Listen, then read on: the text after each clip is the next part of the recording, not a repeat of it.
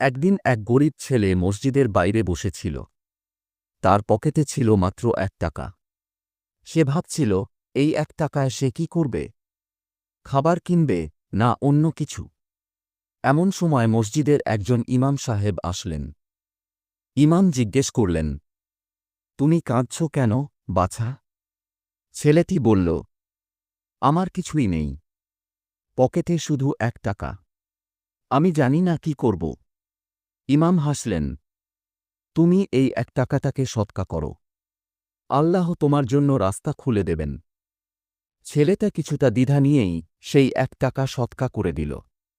সেদিন সন্ধ্যায় সে বাড়ি ফেরার পথে একটি মানি ব্যাগ পেল। ভেতরে ছিল কয়েক হাজার টাকা এবং একটা পরিচয়পত্র। সে ব্যাগটা মালিকের কাছে পৌঁছে দিল। প্রতিদানে সেই ভদ্রলোক তাকে চাকরি দিলেন নিজের দোকানে। আর বললেন, তোমার সততা আমাকে মুগ্ধ করেছে, আমি তোমার দায়িত্ব নিলাম। উপসংহার: আল্লাহ কখনোই কোনো সদকা বৃথা যেতে দেন না।